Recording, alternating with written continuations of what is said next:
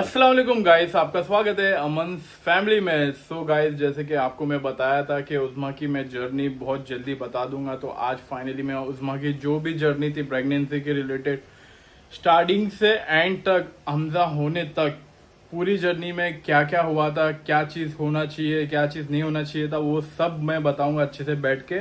उज़मा भी आपसे थोड़ा बहुत एक्सपीरियंस शेयर करेगी, जो न्यू पेरेंट्स बनने वाले लोग के लिए भी ये आइडिया है।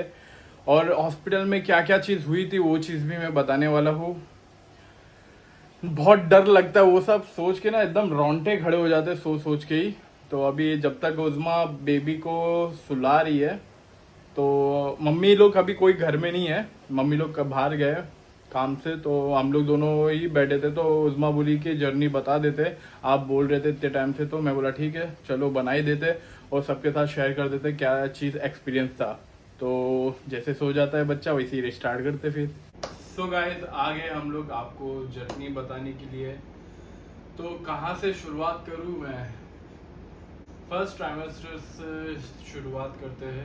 फर्स्ट ट्राइमेस्टर मैं अपना बता देता हूँ, अपना कैसा लगा था। मुझे इतना अच्छा लग रहा था वो टाइम, उज़मा को इतना मतलब हैप्पी हैप्पी फील हो रहा था। फर्स्ट 3 मंथ तो उसको थोड़ा स्टार्ट में वोमिट हुआ। अच्छा है, अल्लाह का शुक्र है ज़्यादा वोमिट नहीं हुआ था, है ना? हुआ था मगर इतना नहीं हुआ था जितना हो सब लोग को होता है, कि सब लोग बोल रहे थे ना तुमको इतना ज़्यादा वोमिट नहीं हो रहा है। तो ये बेनिफिट था एक उज़मा को। और एक और बेनिफिट था कि हम लोग सऊदी में थे। सऊदी में थे तो बच्चे ने पहला उम्रा कर लिया है पेट में ही इंशाल्लाह लाइफ भी कर लेंगे हम लोग। और ये जर्नी का तो मैं क्या बताऊँ, कैसा बताऊँ, समझ में नहीं आ रहा है। मेरे को सिर्फ हॉस्पिटल का ही दिमाग में आ रहा है, बस हॉस्पिटल में क्या हुआ था क्या हुआ था। मगर उससे पहले जो है जर्नी वो चीज़ आपको बता देते हैं। हर मंथ डॉक्टर को दिखाना रहता है जाके। फर्स्ट वो लोग फर्स्ट मंथ की रिपोर्ट करवाते, थर्ड मंथ की रिपोर्ट करवाते, फिर डायरेक्ट 7 या 8 की ना कराते ना, 7 मंथ की कराते, फिर डायरेक्ट 9 मंथ की होती है। 4 रिपोर्ट होती है। मैं जो न्यू पेरेंट्स है लोग के लिए बता रहा हूँ, हर मंथ तो डॉक्टर को जाना कंपलसरी है, क्योंकि डॉक्टर चेक करते रहते कि बच्ची की हार्ट बीट सही है या नहीं है।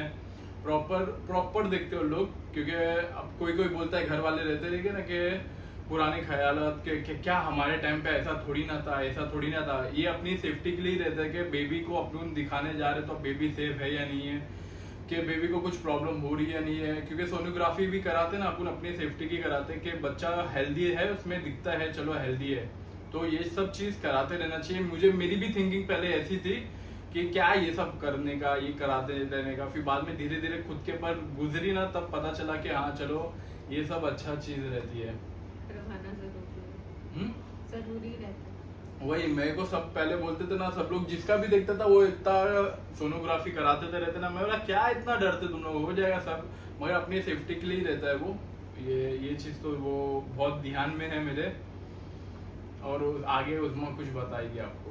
बताओ प्रेगनेंसी के रिलेटेड क्या क्या चीज होती है तुम्हारे साथ। वो चीज तो मेरे पास हुई नहीं है जो इसके पास हुई है जर्नी में। मतलब 9 मंथ के बाद जो हुआ वो मैं बताऊंगा थोड़ा बहुत उज़मा से भी। अभी उस बेबी को भी बाजू में ही लिटा है, आराम से देख रहे वो। फर्स्ट 6 मंथ तो उज़मा को लगा ही नहीं था कि वो प्रेग्नेंट भी है। ये मुझे शेयर कर रही थी कि 6 मंथ मुझे लगा ही नहीं कि मैं प्रेग्नेंट हूँ। मतलब कैसा रहता है उसको, लगा शुगर, हाँ नॉर्मल था, इतना कुछ था ही नहीं। फिर 6 मंथ के बाद उज़मा को जो भी था, पेन या थकावट या जो भी है, वो 6 मंथ के बाद ही स्टार्ट हुआ। तो यही चीज बोली थी, इतनी जल्दी 6 मंथ हो गए अपने को पता भी नहीं चला। और सबसे ज्यादा पता 8 मंथ के बाद पता चला। इतना पेन रोज कुछ ना कुछ पीठ में, ये बहुत ज्यादा ही होता है कि रात रात भर मैं जाग के इसको देखता था। और कभी कभी तो मैं आँख खुल जाती थी, ये बैठे रहती थी पेन में, और मैं बैठ के इसको देख रहा हूँ क्या हो गया, पेन हो रहा है, तो बोले उठाओ तो ये ऐसे बैठी रहती थी। उठा बोल, इसका एक चीज खराब है, इसको दर्द या पेन कुछ भी होता है तो ये बताती नहीं है किसी को भी, ना मुझे ना मम्मी को ना किसी को भी, ना अपनी अम्मा को ना किसी को भी नहीं बताती। खुद ही बैठे रहते। दर्द हो रहा है तो उसके फेस से भी पता नहीं चलता है कि पेन हो रहा है या नहीं हो रहा है। हंसी पेन दर्द में रोएगी, फिर थोड़ी देर देखेगी तो हंसी तो किसी को भी लगेगा कि इसको दर्द हो रहा है या नाटक कर रही है। अब तुम शेयर करो कुछ, प्रेगनेंसी में अंदर से क्या फील होता है। ये चीज तो मैं फील नहीं किया, वो तुमको पता होगा। वोमिट के अलावा चेंज होता रहता है कुछ ना कुछ क्या? अलग अलग, कभी कुछ होता है कभी कुछ होता है, खुद को ही नहीं समझ में आता क्या हो रहा है किस टाइम। मूवमेंट कभी हम लोग के बीच में ऐसा होता ना तो मैं हाथ लगा के देखता देखो सर है। अरे तुमको कैसा पता सर है? मुझे ही पता चलेगा ना, मूवमेंट हो रहा है तो मुझे ही पता चलेगा अंदर से। मैं भी मेरे को बाद में क्लिक हुआ ये तो बात है। एक्सरसाइज जरूरी है गाइस, एक्सरसाइज बहुत ज्यादा जरूरी है, ये चीज मैंने देख लिया। ये मत नेक्स्ट टाइम इंशाल्लाह एक्सरसाइज की नौबत शायद नहीं आएगी ना। मैं सुना है एक बार ऑपरेशन होता है तो बार बार ऑपरेशन होता है या नॉर्मल भी होता है? पता नहीं। या आप लोग मुझे कमेंट करके बता देना, मुझे अभी तक क्लियर नहीं है एक बार ऑपरेशन होता है या सेकंड टाइम भी ऑपरेशन ही होता है या नॉर्मल होता है। क्योंकि बोलते ना हैवी वेट या हैवी चीज कुछ करते रहना नहीं चाहिए ऑपरेशन होने के बाद, है ना। तो सब चीज होने वाला, मैं सोचा था कि नॉर्मल ही हो जाएगा जो भी है। तो ऑपरेशन हुआ, ऑपरेशन में उज़्मा के साथ बहुत ज़्यादा कॉम्प्लिकेशंस भी हो गई थी। ऐसा था कि मैं स्टार्ट करता हूँ ऑपरेशन वाला ही, बहुत मुझे वो हो रहा है। फर्स्ट हम लोग यहाँ से उज़्मा को यहाँ पे पेन हो रहा था, पेन होते होते हम लोग ने गए डॉक्टर के पास। डॉक्टर ने बोला इसको इतना पेन नहीं हो रहा है जितना होना चाहिए, तो वहाँ पे उसने एडमिट कर ली। एक दिन ने एडमिट हुआ तो हम लोग पूछे क्या हुआ, नहीं अभी तक वो वैसा वाला हुआ नहीं है। फिर दूसरे दिन हुआ तो दूसरे दिन भी ऐसा नहीं था कि वो वैसा हुआ था, मतलब पेन जैसा उठना चाहिए था। फिर उसके बाद उन लोग ने जेल, आप लोग को किसी को पता होगा प्रेगनेंसी के पहले जेल करते हैं उन लोग पेन के लिए, तो वो जेल के बाद भी उज़्मा को पेन नहीं हुआ वो चीज के लिए, है ना। जेल के बाद उज़्मा को फिर एक चीज हुई वहाँ, मेरे को जब से ऐसा लग रहा था उज़्मा दर्द को कंट्रोल कर रही है। वो टाइम पे उज़्मा को देख के मैं इतना शॉक हुआ हूँ, इतना शॉक्ड हुआ हूँ। वो चीज मैं आपको कैप्चर करके भी नहीं दिखाया। वो चीज क्या हुई थी, उज़्मा इतने पेन में तड़प रही थी, दबा रही थी, सबको चिल्ला रही थी, ऐसा चिल्ला रही थी सब लोग शॉक कि उज़्मा ही बोल रही है, उज़्मा ही बोल रही है। कोई उज़्मा को मतलब कोई बातचीत कर रहा है, वीडियो कॉल पे बातचीत हो रही है, दिशान लोग इन लोग सब कर रहे थे, अरे इन लोग को चुप बैठाओ यार, ऐसा इसको याद भी नहीं, इसको मैं बोल रहा ये सब चीज हुआ है तो बोलती मुझे याद भी नहीं। मैंने क्लिप भी वो मतलब कैप्चर भी नहीं हो पाया वो चीज, वो कैप्चर करने का मैं तो वो टाइम मेरे हाथ में फोन ही नहीं था, मैं एकदम टेंशन में था क्या होगा कैसा होगा जो भी होगा। फिर उज़्मा ने मुझे इतनी कस के पकड़ी, वो पेन के बाद वो पेन मुझे लाइफ टाइम याद रहेगा। मैं डायरेक्ट मैं उज़्मा को सर पे ऐसा करने लग गया, मेरे को लगा सर पे करूंगा तो अच्छा लगेगा, सर पे मत करो, ऐसा फेस उसका बीच मेरे को ध्यान में याद है कि ऐसा हुआ था। रोटे खड़े हुए मेरे, हाँ ये भी याद नहीं है। वाह वाह वाह, इतना मुझे सुनाने के बाद भी कुछ याद नहीं है। हम लोग टोटल वहाँ पे हॉस्पिटल में थे 5 दिन एडमिट थे, मतलब 5 दिन हम लोग को पूरा टोटल हुआ था। तो पेन पे था मैं, पेन इसको इतना हो रहा था, डॉक्टर बोली कम से कम इसको 3 घंटा पेन उसको झेलना ही पड़ेगा, नहीं तो उसको कुछ कर नहीं सकते, झेलना है तो झेलना ही पड़ेगा। नॉर्मल के लिए तो हम लोग वही सब सोचे थे, हाँ चलो उज़्मा को मैं बता रहा नहीं हूँ कि उज़्मा को 1 घंटा हो गया, उज़्मा को बोल रहा हूँ हाँ होने वाला, टाइम होने वाला है, इसको सिर्फ मैं यही बोल रहा हूँ होने वाला है। बोली डॉक्टर को बुलाओ, डॉक्टर को बड़ा पेट फट जाएगा मेरा, ये हो जाएगा वो हो जाएगा, ऐसा बोल रही थी उज़्मा। तो फिर मैं डॉक्टर के पास नकली का मम्मी लोग को भेजता था, जाओ ऐसा है, मम्मी को इशारा करके भेजता था। ये चीज मैं रियल बता रहा हूँ, अभी इसको पता भी नहीं था, अब भी मैं बता रहा हूँ कि जाओ नकली का जाओ, ऐसी जाओ कि इसको लगे हाँ गए, बातचीत हो रही है डॉक्टर से तो थोड़ा इसको वो सहारा मिले। तो मैं इसको रशीदा को और दिशान को, तीनों को मैं भेजता था कि नकली का लोग बाहर जाते थे, फिर आते थे, फिर लोग बोलते थे हाँ होने वाला है बोल के इसका ऐसा छोड़ देते थे। फिर 3 घंटे बाद, 3 घंटे नहीं 2.5 घंटे में उज़्मा को लेके गए लेबर रूम में लेके गए, तो वहां पे पता चला इसका चालू हो गया डिलीवरी का टाइम।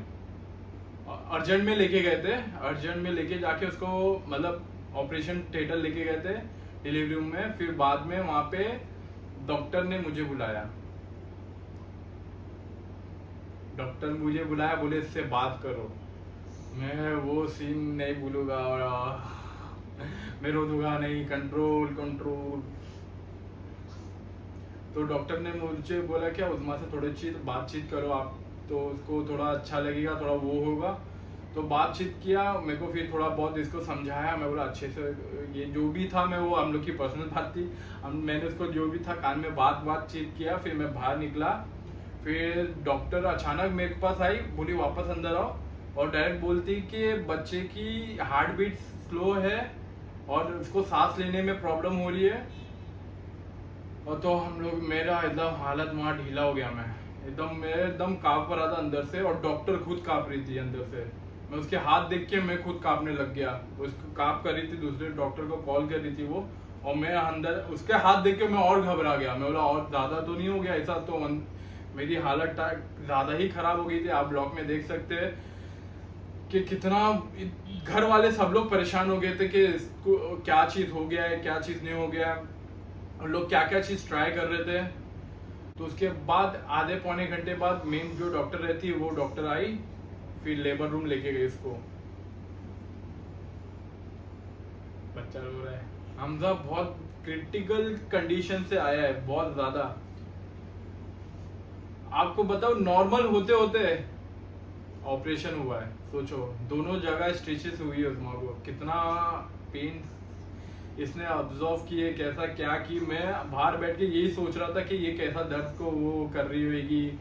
मैं बाहर बैठ के मेरे दिमाग में इसीलिए आ रहा था, मैं इससे बात कर रहा था, वो हाँ करके हाँ कर लूंगी, हाँ करके ऐसा फिर ध्यान में आ रहा था। तो यही सब मेरे दिमाग में आके मेरे को टेंशन हो रही थी, क्या चीज होगा क्या चीज होगा। फिर एक पौने घंटे बाद मेन डॉक्टर आती है, फिर वो दूसरे ऑपरेशन थिएटर जाती है जिधर वो सीजरिंग करती है। वहां पे जाने के बाद बेबी होता है, बेबी होने के बाद एकदम खुशी एकदम जो मूड रहता है वो एकदम अच्छा हो जाता है। फिर हम लोग एक नर्स को पूछते कि हम लोग नर्स को बोलते मुबारक को, बोले अभी मुबारक मत दो तो वहां और टाइट हो जाती है हवा। मैं बोला क्या, ये क्या बोल रहे। तो फिर डॉक्टर आके बताती है कि वो जो भी उसको दो दिन के लिए उसको रखना पड़ेगा, क्या बोलते हैं एनआईसीयू में, कि कांच में रखना पड़ेगा उसको। बच्चे को सांस लेने में दिक्कत हो रही है, ज्यादा प्रॉब्लम हो रही है, तो बच्चा सांस नहीं ले पा रहा है, तो इसकी वजह से 2 दिन बच्चे को एनआईसीयू में रखे थे हम लोग। तो एनआईसीयू में रखने के बाद बेबी को उस्मा और मैं और मम्मी ने बेबी को पहले ही देख लिए थे कि मुझे और मम्मी को अलाउड था देखना, उस्मा ने देखी ही नहीं थी 2 दिन तक।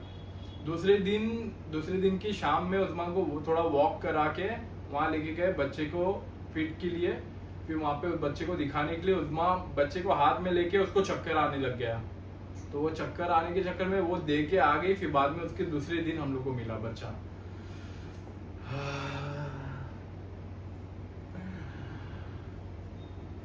कंट्रोल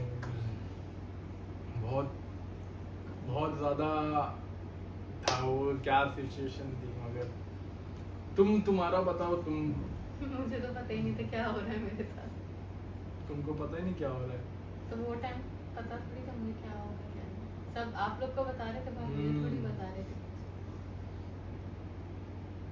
अगर वो बेबी का सुन के मेरी इतनी हालत टाइट हुई थी।